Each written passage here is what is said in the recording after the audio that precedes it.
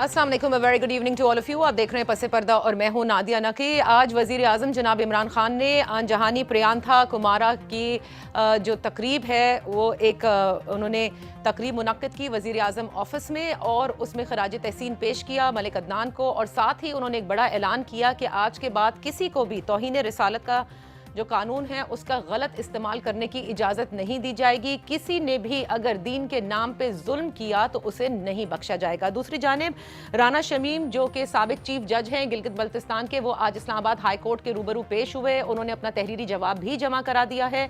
इस तहरीरी जवाब में उनका यह कहना था कि जो हलफनामा है वो उन्होंने पब्लिक करने के लिए नहीं रिकॉर्ड कराया था। उसका मकसद बाहर रिकॉर्ड कराने का यही था कि वो महफूज रहे। किस तरह से वो बाहर आया उन्हें नहीं इल्म, लेकिन बहरहाल वो साकिब निसार साहब का सामना करने को तैयार हैं।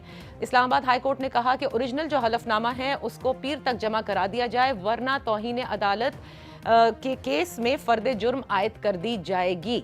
दूसरी जानिब आपको ये भी बताते चलें कि पीडीएम का आज स्टीयरिंग कमेटी का इजलास भी हुआ, जिसके बाद हाफिज हमदुल्ला साहब ने एक प्रेस कॉन्फ्रेंस भी की लॉन्ग मार्च के हवाले से, जो उनकी गुज़िश्ता रोज़ पीडीएम ने अनाउंसमेंट की है कि 23 मार्च को ये महंगाई मार्च की जाएगी मौजूदा हुकूमत के खिलाफ। उस पर शेख रशीद साहब ने भी कहा है कि डेट को तब्दील कर देना चाहिए है, क्योंकि यौम पाकिस्तान से पहले ही परेड की वजह से बहुत से रास्ते बंद होते हैं। आज इन तीनों मौजूओं पर जरा बात करेंगे। अपने मोहतरम मेहमानों का मैं तारुफ कराती चलूँ। हमारे साथ हैं पाकिस्तान तहरीक इंसाफ के कौमी असम्बली के मेंबर हैं रमेश कुमार साहब, पाकिस्तान मुस्लिम लीग नून के कौमी असम्बली के मेंबर डॉक्टर निसार चीमा, और पाकिस्तान पीपल्स पार्टी से senator Shahadat Awan. Thank you so much for joining अस।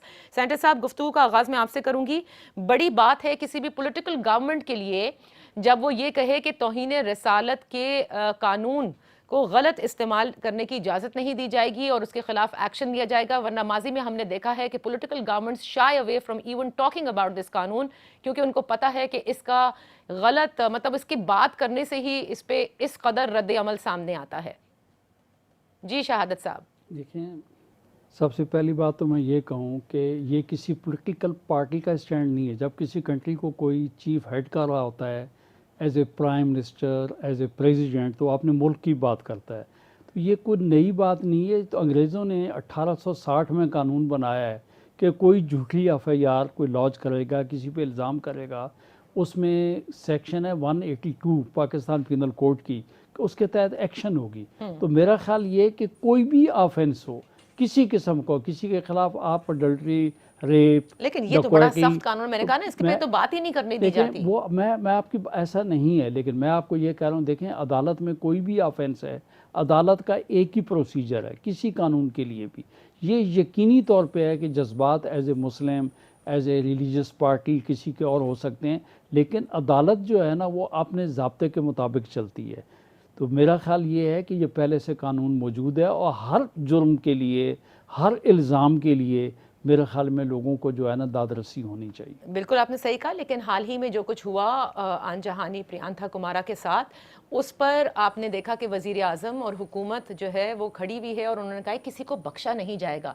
यानी वो जो दबाव आता है वो अब बर्दाश्त नहीं किया जाएगा। देखें, सबसे पहली बात तो ये है कि वो एक ऑफेंस हुआ है। अगर कोई मरहूम ने कोई जुर्म किया था तो उसके लिए कानून का रास्ता इख्तियार करना चाहिए था, रिपोर्ट करना चाहिए था, उसको पकड़ के कानून के हवाले का देना चाहिए था, न कि कानून को अपने हाथ में लेना चाहिए तो था। कोई नई बात आप कहते हैं प्राइम मिनिस्टर ने नहीं कही, ना ही आप समझते हैं कि कोई इतना बड़ा स्टैंड है? मेरा कहना यह है कि हमारी अदालतें जो हमेशा कानून के मुताबिक फैसला करती हैं। जो झूठा इल्ज़ाम लगाएगा उसके लिए कानून अपना रास्ता जो है वो लेगा। तो मेरा ख्याल ये है कि हम सब ये कहते हैं कि कोई किसी पे किसी किस्म का चोरी का इल्ज़ाम लगा। सही। सो रमेश कुमार से पूछ लेते हैं, क्योंकि इन्होंने भी माइनॉरिटीज़ के हुकूक के हवाले से बड़े काम किए हैं। रमेश, आपको लगता है कि ये हुकूमत के लिए टेस्ट केस साबित हो रहा है, and it's pretty much a challenge now कि तमाम मुजरिमों को कैफर किरदार तक वाक़ईतन पहुँचाया जाए और करार वाकई सज़ा, जैसे कि प्राइम मिनिस्टर ने कहा है, वो दिलवाई जाए? देखिए, मेरा जो 20 साल पॉलिटिकल एक्सपीरियंस है एज ए पार्लियामेंटेरियन, मैं समझता हूं कि ये कानून पाकिस्तान में बनते भी हैं, मगर जब तक कोई माइंड सेट चेंज नहीं होगा, यहाँ पे लोग जो है वो बहुत डरते हैं। बहुत सारे अभी भी पता नहीं कितनी एफआईआर हैं जो मिसयूज ऑफ ब्लेस्फेमी लॉ, ब्लेस्फेमी लॉ तो होना चाहिए, मिसयूज ऑफ ब्लेस्फेमी लॉ की जब तक सजा नहीं होगी तब तक कोई जो है यहाँ पे सजा और जजा का जो है कानून नहीं होगा, तब तक यहाँ पे ये सिस्टम ऐसे ही चलता रहेगा। जब भी कोई वाकया होगा टेम्पररी, उसके लिए ताज़ाती इजलास भी होंगे, टेम्पररी उसके लिए बहुत कुछ होगा, मगर 2-4 दिनों के बाद वही आदमी भूल जाता है।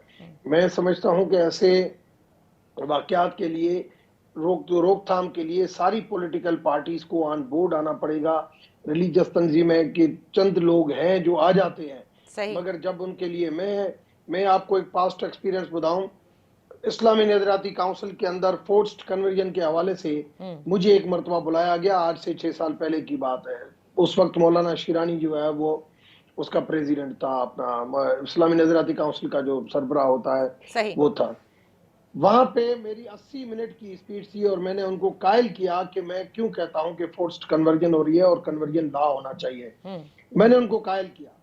कायल होने के बाद जब दूसरे दिन लॉ की जब मीटिंग हुई, वही मौलाना शिरानी जो है वो अपोजिशन में खड़ा हो गया कि नहीं, मैंने तो ये चीजें मानी नहीं है। अब उस वक्त भी मैंने क्या कहा कि निकाह के ऊपर निकाह नहीं होना चाहिए और चाइल्ड मैरिज नहीं होनी चाहिए। सही। और हमारे ऊपर जो कानून उधर बांध के फिर उधर नहीं माना। जब ये सारे लोग इकट्ठे हो जाते हैं, ये चीजें ऐसे ही चली जाती हैं। आज से 3 साल पहले एक प्रोफेसर नोतन लाल है, घोटकी के अंदर एक माइनर बच्चा स्कूल में, उसको पढ़ने के लिए वो कहता है, वो माइनर बच्चा उसकी कहता है कि मुझे ये इन्होंने हुजूर के शान में गुस्ताखी की है। सारे मौलाना इकट्ठे हो जाते हैं, मंदिर जल जाता है और स्कूल तोड़फोड़ की जाती है। वो नोतन लाल को जो है वो जेल में डाला जाता है। आज 3-4 साल हुए हैं, अभी तक वो जेल में। और जिन लोगों ने मंदिर तोड़ा, जिन लोगों ने स्कूल तोड़ी, वो सारे उलमा जो लोग सारे, वो बेल भी उसी की दूसरे दिन हो गई, सारे जो है दूसरे दिन फारिग हो गए। नोतन लाल अभी तक जेल में उस झूठे केस में पड़ा हुआ है, माइनर बच्चे की जो है शहादत के ऊपर। अच्छा, तो आप कैसे कहते हैं? तो रमेश, लेकिन ये तो हुकूमत इस वक्त आपकी जमात की है और वजीर आजम जब ये कह रहे हैं, तो क्या आप पुरुमीद नहीं हैं? और डू यू थिंक कि वजीर आजम भी मनोअन नहीं अमल दरामद करवा पाएंगे इस किस्म के झूठे इल्जामात के केसेस के हवाले से, और even in this present case? आप अगर कोई इसमें सीरियस है तो ब्लेसमी लॉ को असेंबली के अंदर डिस्कस होना चाहिए, पास्ट एक्सपीरियंस देखते हुए कि क्यों मिसयूज होता है, उसकी एफआईआर कैसे करनी चाहिए। यहाँ तो अगर आप किसी के ऊपर इल्जाम लगा, अगर फौरन उसकी एफआईआर काट के अगर अंदर आपने नहीं डाला तो उसकी जान को खतरा हो जाता है। पुलिस को कहते हैं कि भाई पहले आप वेरीफाई तो करो ये उसका इल्जाम सच्चा है झूठा है। वो कहता है कि अगर बाहर एसएचओ छोड़ेगा उसको तो उसको लोग मार देंगे।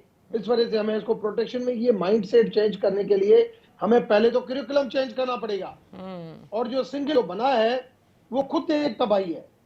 सिंगल नेशनल करिकुलम के अंदर आप जो उर्दू है, इंग्लिश है, पाकिस्तान स्टडी है, उसमें आप लोगों को इस्लामियात पढ़ाते हैं।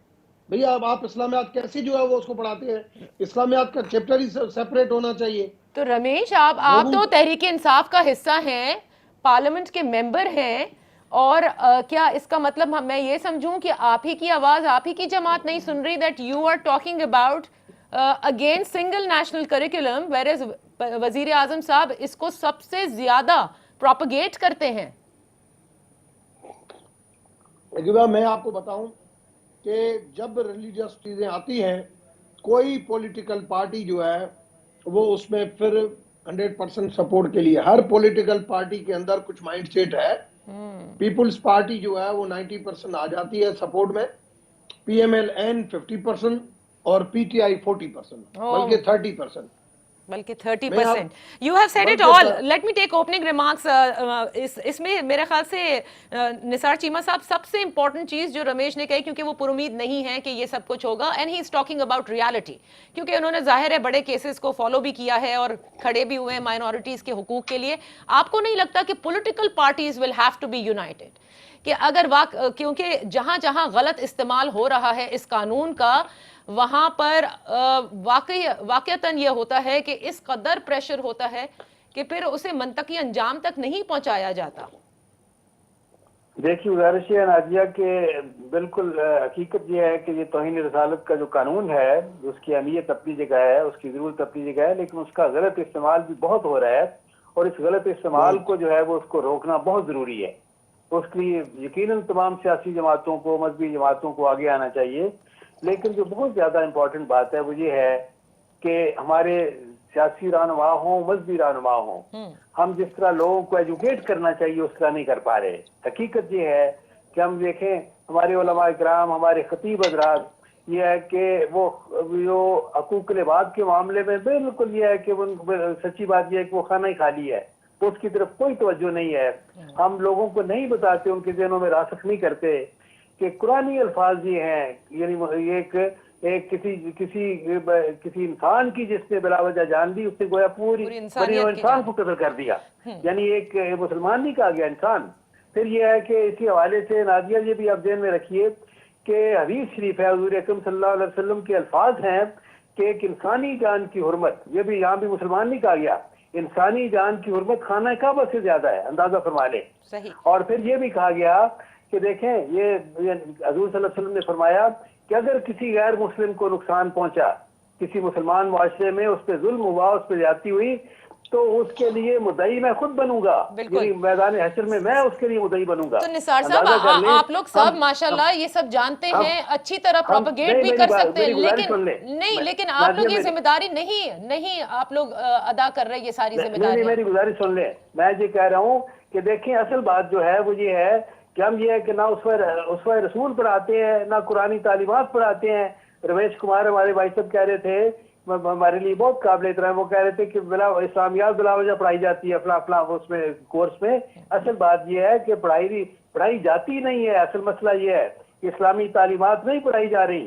इस्लामी तालीमात जो है हजूर के जो उसमें रसूल है, हजूर का अपना ये कि जो उसमें अखलाक है तमाम लोगों के साथ, अपने दुश्मनों के साथ, ये कहाँ हमें यह है कि हमारे ज़हनों में कहाँ रास्ते किया जाता है कि हजूर का तर्ज अमल ये था कि वो लोग, वो दुश्मन ये है कि जिन्होंने उनको घर से निकाल दिया, वतन से निकाल दिया। जब आप सही कह रहे हैं, लेकिन निसार चीमा साहब, आई एम अगेन सेइंग कि ये इतना बड़ा वाक़े के बाद भी, इतना बड़े वाक़े के बाद भी पॉलिटिकल पार्टीज फर्दन तो ये बात कर रही हैं यूनानिमसली। जहां आप महंगाई मार्च करने जा रहे हैं वहां आपको ये मार्च करनी चाहिए कि किसी को भी कानून हाथ में नहीं लेना। उसमें एक मैं जरूर गुजारिश करना चाहूंगा।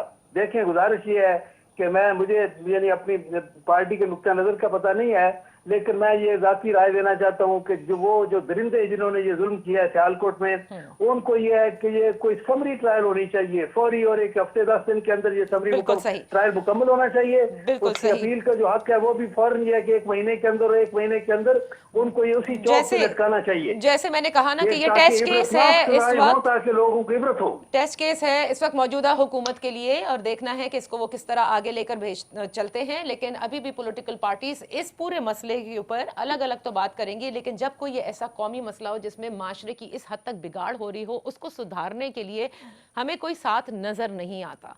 फर्दन सब बात करते हैं। मैं एक ब्रेक लेती हूँ। ब्रेक से वापस आकर जो केस हुआ है आज इस्लामाबाद हाई कोर्ट में, राना शमीम जो साबिक चीफ जज हैं गिलगित बल्तिस्तान, उसके हवाले से जो डेवलपमेंट हुई है उस पर बात करेंगे right after this very short break.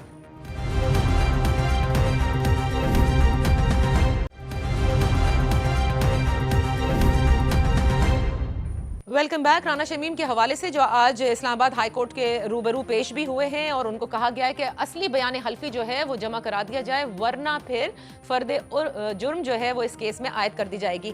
Senator Shahadat Awan साहब, आप कानून को समझते भी हैं। लेट्स से राना शमीम साहब ने क्योंकि आज कहा है अपने तहरीरी जवाब में कि उन्होंने बयान हल्फी पब्लिक ना करने के लिए रिकॉर्ड किया था, he didn't want to do it public, right. लेकिन अब ये उन्होंने ये भी कहा साथ में कि साकिब निसार साहब का सामना करने को तैयार है, विच मीन्स अब तक की जो कार्रवाई है कि he stands by what has been written. अभी वो खैर ओरिजिनल आएगा, अगर ही स्टैंड्स बाय इट, मैं ये जानना चाहती हूँ कि फिर जब ये खुलेगा तो किस किस्म की कार्रवाई की जा सकती है। पहली बात तो मैडम मैं ये कहूँ कि राना शमीम साहब वकील भी, जज भी, और फेस कर रहे हैं जस्टिस को, इस्लामाबाद हाई कोर्ट को, और मामला जो है जजों का है। तो बात ये है कि इस वक्त हम खामखा जो है ना, हम प्रीएम्पशंस पे चले जाएं, क्या हम प्रीज्यूम करें क्या होगा क्या नहीं होगा। राना साहब ने कार्रवाई किस तरह की हो सकती है? देखें कार्रवाई बात ये है कि राना साहब, पहली बात तो ये है कि यहाँ का जो एफिडेविट राना साहब ने दी है यहाँ पे है, अगर ओरिजिनल नहीं भी आता है, सपोज़ कि कोई चीज़ जल भी जाती है, इसका मतलब ये थोड़ा है कि वो कार्रवाई अदालती नहीं चल सकती है। राना साहब ने कंटेंट्स देखना ये है कि जो कंटेंट्स हैं उस एफिडेविट के जो कि अदालत में पेश हुआ है, जो कि पब्लिश हुआ है, उसको एडमिट करते हैं या डिनाई करते हैं। तो ये बात तो 13 तारीख तक कोर्ट ने टाइम दिया हुआ है, 13 को साबित होगी। एडमिशन के बाद क्या होता है? एडमिशन के बाद तो डेफिनेटली अगर है कोर्ट समझेगी, क्योंकि उसमें एक ऑनरेबल सिटिंग जज साहब पे वो एलिगेशन है, वो साबित होता है, सही होता है, तो मेरा ख्याल ये है कि लगता आज की कार्रवाई से ये है कि ये चार्ज फ्रेम होगा, तभी ये चीज़ सामने वाजे जाके होगी कि इस चीज़ में कोई हकीकत थी या इस चीज़ में कोई हकीकत नहीं है। अदरवाइज़ मैं ये समझता हूँ कि ये इशू इसी तरीके से अखबारी और मीडिया की जो है जीनत बना रहेगा, और अदालतें जो हैं मैं समझ उनका वक़ार जो है, एक आदमी सोचेगा जी कि ये सही है, एक आदमी सोचेगा ये गलत है। तो मैं ये समझता हूँ कि इस्लामाबाद हाई कोर्ट ने जायज़ किया है, जो शार्ट टाइम दिया है, और इसको हफ्ते 10 दिन के अंदर अंदर इसका फ़ैसला हो जाना चाहिए, ताकि मुल्क और कौम को पता चले कि दो में से कौन से वाला जज जो है वो सही कर रहा है, और जो जज गलत कर रहा है तो मैं समझता हूँ कि उसके ख़िलाफ़ यकीनी तौर पे कार्रवाई होनी चाहिए, ताकि हम लोगों का जो एतमाद अदालतों पे है वो भरपूर तरीके से वो कायम रहे, और ये पता चले। और साबिक चीफ जस्टिस जो हैं, कोई भी साबिक चीफ जस्टिस, उसके खिलाफ कार्रवाई हो सकती है, उसमें कोई मज़ायका नहीं है। मैं आपको कह रहा हूँ किसी आदमी के खिलाफ ही, इवन के आम एक ले मैन है, उसके खिलाफ अगर अदालत की तौहीन होती है तो वो कार्रवाई हो सकती है। साहब चीफ जस्टिस साहब तो अब गए, चीफ जस्टिस साहब जो है अब वो साहब एज ए जज, इसके अंदर एक सिटिंग जज साहब हैं इस्लामाबाद हाई कोर्ट के लिए। बात इस्लामाबाद हाई कोर्ट ने क्यों कॉग्निजेंस ली है?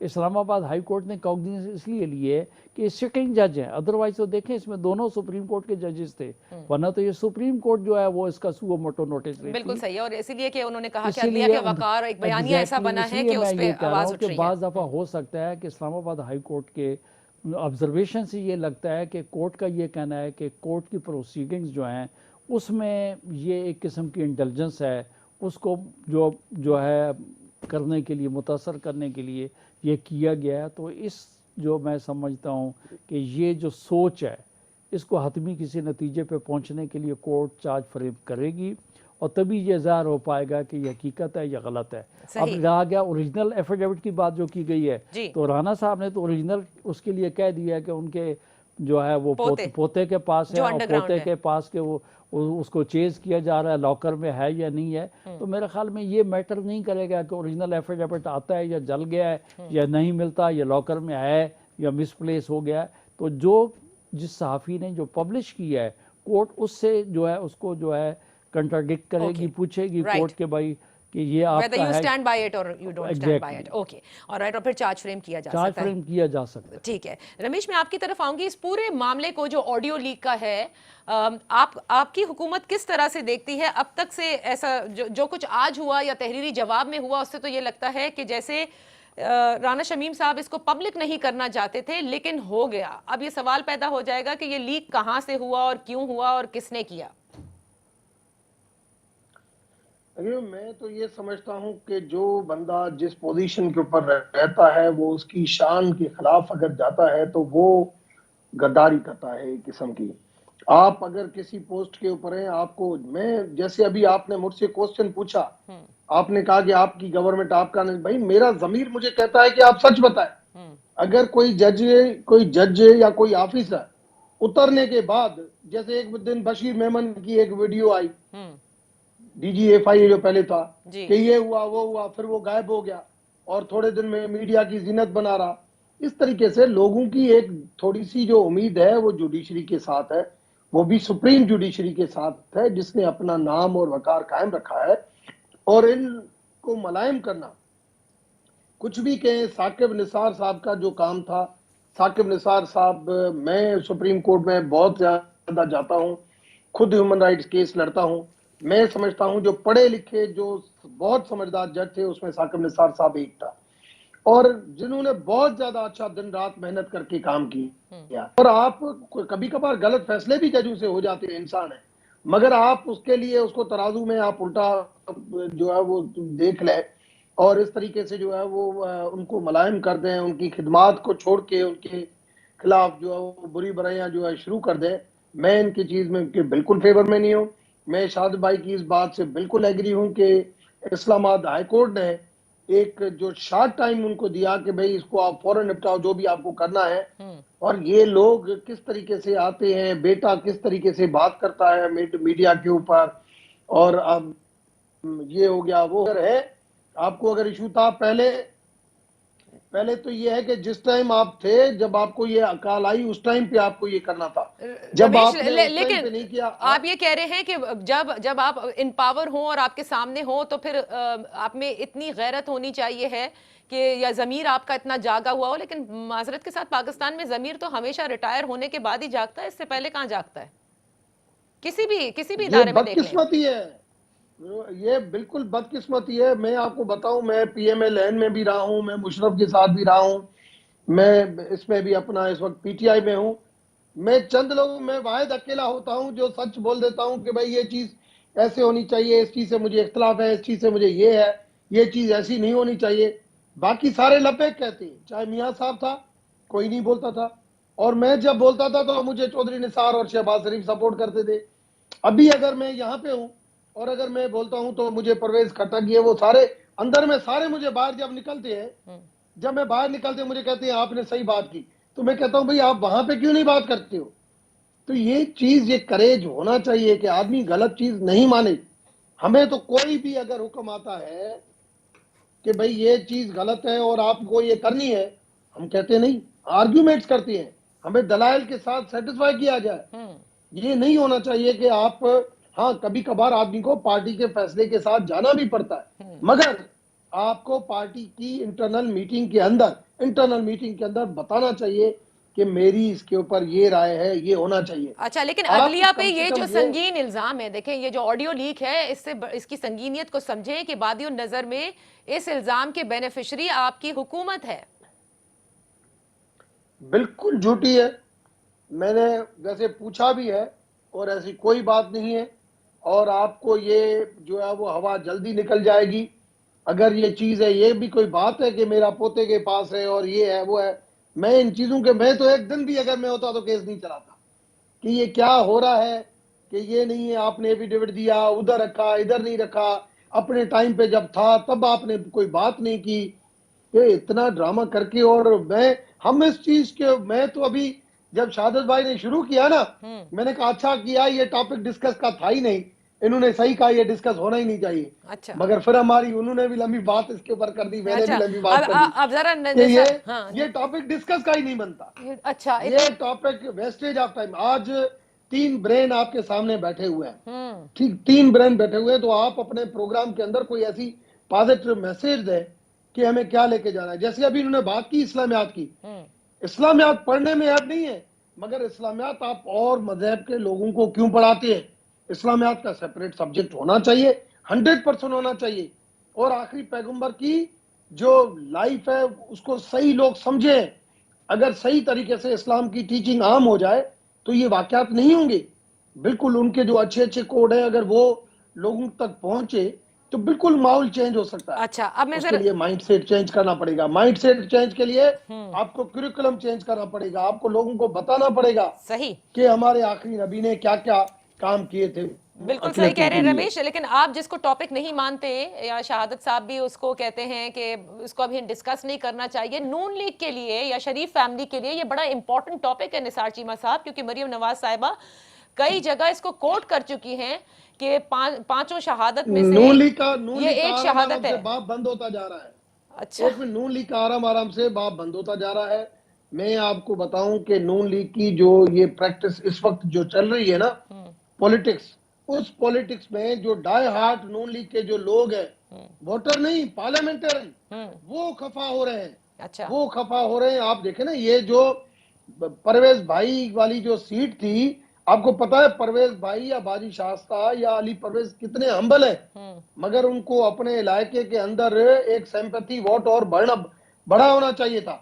मगर आप नून लीग का वोट पीपुल्स पार्टी को गया, पीपुल्स पार्टी ने वहां पे चेंज लाई। अच्छा, इतनी मेहनत के बावजूद वो इतना डाउन चले गए वोट सही टर्न आउट में। या अब तो मैं आपने समझता हूँ उनको सोचना चाहिए। अच्छा, आप ये कह रहे हैं, अब जरा मैं छोटी सी ब्रेक ले लूं ताकि कथा कलामी ना हो। निसार चीमा साहब, ब्रेक से वापस आते ही आप इसका जवाब दीजिएगा, right after this very short break.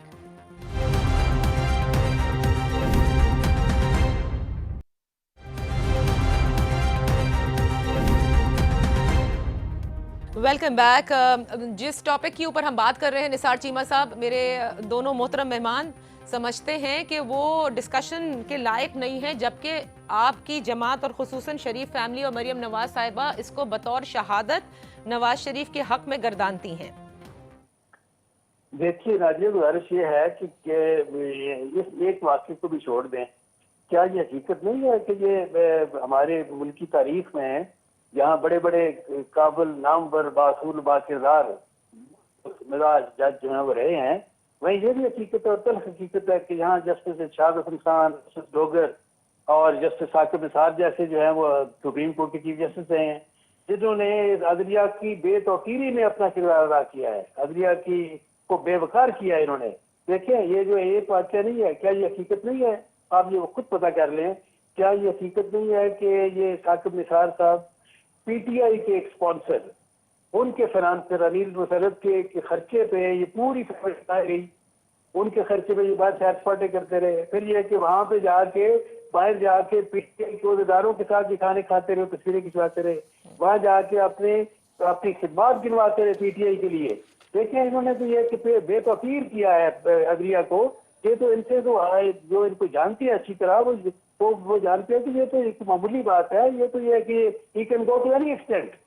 तो इन्होंने तो देखे पीटीआई के ये जो है ना एक करिंदे का रोल प्ले किया है। भाई ये तो आपके इल्जामात हैं, इनको साबित करना होता है। और जो कुछ भी राना शमीम साहब ने कहा, मैं देखिए, गुजारिश ये है कि राना शमीम साहब ने जो कुछ कहा, मुझे देखिए उनका बयान एलसी हमारे सामने, और हमें ये पता है कि उनके बेटे ने भी ये कहा कि मेरे वालिद साहब जो है अपने बयान एलसी पे कायम है। अब ये है कि ये सबूत की बात नहीं है। क्या ये कि ये के बाद दीगरे बेशुमार सबूत नहीं आए कि इन्होंने जिस तरह ये कि वो जो वीडियो जज थे उन्होंने खुद भी ये कहा, यानी ये कि अपनी जिंदगी में ये कि उन्होंने इकरार जुर्म किया कि मुझे प्रेशराइज किया जाता है, और साकिब निसार के उन्होंने नाम दिया। ये जाहिर है कि उन्होंने भी अपनी उन्होंने भी ज़मीर के खिलाफ फैसले किए, और साकिब निसार ने भी ये है कि इस तरह का जो रोल प्ले किया है के सामने है जी। तो फिर सवाल तो सब यही सवाल तो चीमा साहब ये कि आवाम को अदलिया पे कोई एतमाद नहीं रहेगा चीमा जब तक ये कि इस तरह चीमा साहब लेकिन सवाल तो फिर सब ये उठाते हैं ना कि अगर ये आप लोगों के लिए या शरीफ फैमिली के लिए इतने अहम एविडेंस हैं, तो they never included it in for their cases. अगर उनसे रिलीफ मिलती तो हमारी वैसे कानूनी टीम इसमें सोच रही होगी कि इसका ये कि किस तरह इसको कहाँ पे टेकअप करना है। एक बात यह है कि इसमें तो कोई दो राह नहीं है। जो भी साकिब निसार साहब को जानते हैं वो बिल्कुल वो इस बात पे मुतफिक हैं कि ये जो है ये उन्होंने अदलिया को बेतौकीर किया है, और अपने किरदार की वजह से, अपने रोल की वजह से, और ये कि इस तरह के जज है अदलिया के लिए सच्ची बात होते हैं। पीएमएलएन की सियासत खत्म, रमेश कुमार साहब ने कहा। खुद पार्लियामेंटेरियंस जो है वो इस सियासत से स्टैंड बाय नहीं करते। यही वजह है कि एनए 133 में रिजल्ट जो है वो सबके सामने है। जी निसार चीमा साहब। देखिए, रमेश कुमार साहब को मेरे दिल में बड़ा एहतराम है। देखें, बात ये है कि मैं तो खुद उनके कई खिदमात का मोतरफ हूँ। उन्होंने ये कि अपनी पार्टी से हट के भी कई बार मौक़िफ़ अपनाते हैं। देखें, गुजारिश ये है कि हम तो एक असूली स्टैंड, मुझे ये बता दीजिए कि कहाँ हमने बेअसूली की है। हम तो ये है कि बिल्कुल जो हमारा पूरा बयानिया है, जो हमारा मौक़िफ़ है, जो स्टैंड है, वो तो है ही है कि मुल्क में कानून की हुक्मरानी हो, आइन की बालादस्ती और आवाम की राय का एहतराम किया जाए। अच्छा। ये कि इसके हवाले से हमारा किरदार, हमारा रोल, हमारा कॉन्टेक्ट जो है पॉलिटिकल पार्टी के तौर पे सबके सामने है।